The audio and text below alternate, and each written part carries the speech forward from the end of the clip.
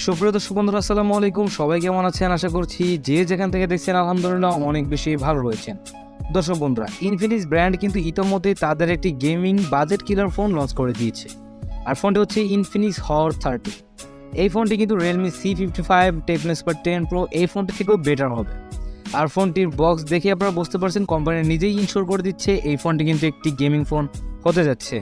তো বন্ধুরা, আমি আজকের ভিডিওতে চেষ্টা করব এই ফোনটির সম্পূর্ণ ভিডিও এবং সম্পূর্ণ বিস্তারিত আপনাদেরকে জানানোর জন্য, এবং চেষ্টা করব ফোনটির ফুল স্পেসিফিকেশন আপনাদের সামনে তুলে ধরার জন্য। আপনারা দেখছেন টেকটিউব, আর আমি রয়েছি টেকটিউব পক্ষ থেকে সাব্বির আপনাদের সাথে সম্পূর্ণ ভিডিও জুড়ে। চ্যানেলে নতুন হলে অবশ্যই চ্যানেলটিকে সাবস্ক্রাইব করে পাশে থাকা বেল আইকনটি বাজিয়ে দিবেন। প্রথমে যদি আমরা এই ফোনটির ডিজাইন এবং বিল্ড কোয়ালিটি নিয়ে কথা বলি, তাহলে এই ফোনটির ডিজাইন কিন্তু যথেষ্ট পরিমাণে প্রিমিয়াম করা হয়েছে। এই ফোনটির ব্যাক সাইড এবং ফ্রেমে থাকছে প্লাস্টিক, আর ফ্রেম একেবারেই ফ্ল্যাট করা হয়েছে। তবে এই ফোনটি ক্যামেরা মডেল কিন্তু অনেকটাই টেকনো স্পার 10 প্রো ওই ফোনটির মতোই করা হয়েছে। তবে ব্যাক সাইডের ডিজাইনটা কিন্তু একটু ব্যতিক্রম রাখার চেষ্টা করেছে। ইনফিনিক্স তাদের এই ফোনটিকে যথেষ্ট লাইট ওয়েট রাখার চেষ্টা করছে, যাতে আপনারা খুব সহজে এক হাতে ফোনটিকে ইউজ করতে পারেন। ফোনটির থিকনেস করা হয়েছে 8.4 মিলিমিটার এবং ফোনটির ওজন করা হয়েছে 196 গ্রাম। তার মানে বুঝতে পারছেন ফোনটি যথেষ্ট পরিমাণে লাইট ওয়েট রাখার চেষ্টা করেছে। আর পোর্টস এন্ড বাটন হিসেবে কিন্তু এই ফোনে আপনারা সকল ধরনের পোর্টস এন্ড বাটন পেয়ে যাচ্ছেন, যেমন 3.5 millimetre headphone Jack, type sea salt ইত্যাদি। এবং এই ফোনটিতে কিন্তু দুটি সিম কার্ডের পাশাপাশি একটি মাইক্রো এসডি কার্ডের ব্যবহার সুবিধাটা পেয়ে যাচ্ছেন। এই ফোনটির সামনে থেকে আসলে পেয়ে যাবেন একটি ফুল ভিউ ডিসপ্লে, যার উপরের অংশে 5 হোলের মাধ্যমে বসানো হয়েছে সেলফি ক্যামেরাটি, যা দেখতে যথেষ্ট পরিমাণে প্রিমিয়াম লুক দিচ্ছে। এই ফোনে ব্যবহার করা হয়েছে সাইড মাউন্টেন ফিঙ্গারপ্রিন্ট সেন্সর, যা যথেষ্ট ফাস্ট এবং অ্যাকুরেট বলেই জানতে পেরেছি। এই ফোনটি দেশের বাজারে 3টি কালার ভ্যারিয়েন্টে পেয়ে যাবেন, ব্ল্যাক, হোয়াইট এবং গ্রে। সো এই ফোনটির ডিজাইন ল্যাঙ্গুয়েজ আপনাদের কাছে কেমন লেগেছে অবশ্যই আপনার মূল্যবান মন্তব্যটি কমেন্ট করে জানানোর চেষ্টা করবেন। এবার এই ফোনটির ডিসপ্লে সেকশনে কথা বলতে গেলে এখানে আপনারা পেয়ে যাবেন 6.78 ইঞ্চের একটি IPS LCD প্যানেল, যেটা রেজলিউশন হিসেবে থাকছে আপনার কাছে প্রায় 2460 পিক্সেল। আর এই ডিসপ্লেটি মূলত ফুল HD প্লাসের একটি ডিসপ্লে। তবে এই ডিসপ্লেতে ব্যবহার করা হয়েছে 90 হার্জের রিফ্রেশ রেট। এর কারণে কিন্তু এই ফোনটির টাচ রেসপন্স আপনি যথেষ্ট পরিমাণেই ভালো পাবেন। পাশাপাশি এই ডিসপ্লেতে আরও থাকছে 600 নিট পিক ব্রাইটনেস, যার কারণে কিন্তু এই ফোনটি আপনি আউটডোরে ইউজ করার ক্ষেত্রে কোনো প্রকার ব্রাইটনেসের ঘাটতি ফিল করবেন। সো ওভারঅল কিন্তু এই ফোনটির ডিসপ্লেটাকে আমরা বেস্ট একটা ডিসপ্লে বলতে পারি এই প্রাইস সেগমেন্ট অনুসারে। দর্শক বন্ধুরা, আরেকটা কথা না বললে যায়, যারা এখন আমার চ্যানেলটি সাবস্ক্রাইব করেনি অবশ্যই আমাদের চ্যানেলটিকে সাবস্ক্রাইব করে পাশে থাকা বেল আইকনটি বাজিয়ে দিবেন। সেক্ষেত্রে আপনি আমাদের নতুন যে ভিডিওগুলো রয়েছে সেগুলো খুব সহজেই দেখতে পারবেন।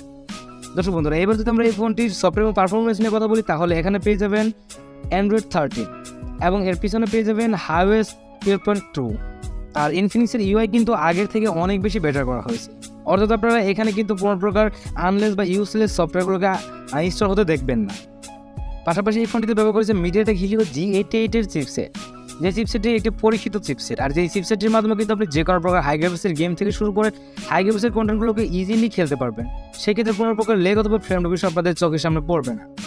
মিডিয়াটেক হিলিও G88 যা একটি 4G চিপসেট, আর এই চিপসেটটি মূলত 12 ন্যানোমিটার আর্কিটেকচার তৈরি করে একটি অক্টাকোর প্রসেসর। আর এই চিপসেটটি কিন্তু রিয়েলমি C55 এবং টেকনো স্পার 10 প্রো ওই ফোন দুটিতেও ব্যবহার করা হয়েছিল। তবে আমি আপনাদেরকে আরেকটা কথা জানিয়ে রাখি, এই ফোনটিতে আপনি কিন্তু গেম খেলার সময় মিডিয়াম এবং স্মুথ লেভেলে খেলতে পারবেন। যদি হাই গ্রাফিক্স এবং হাই লেভেলে খেলতে চান সেই ক্ষেত্রে কিন্তু কিছুটা লেগ ইস্যু আপনাদের চোখে পড়লেও পড়তে পারে। আর এই ফোনটি কিন্তু দেশের বাজারে শুধুমাত্র একটি ভেরিয়েন্টে লঞ্চ হবে, 8GB র্যাম এবং 258GB রোম। পাশাপাশি এই চিপসেটটি কিন্তু আন্তর্জাতিক স্কোর প্রায় 2.5 লাখের কাছাকাছি। সো ওভারঅল এই চিপসেটটি কিন্তু মোটামুটি ভালো হতে পারে। তো এবার যদি আমরা এই ফোনটির ক্যামেরা সেকশন নিয়ে কথা বলি, তাহলে এই ফোনটি আপনার রেয়ার সাইডে পেয়ে যাবেন ডুয়াল ক্যামেরা সেটআপ, যার মেন ক্যামেরা হিসেবে থাকছে 50 মেগাপিক্সেলের একটি ওয়াইড সেন্সর।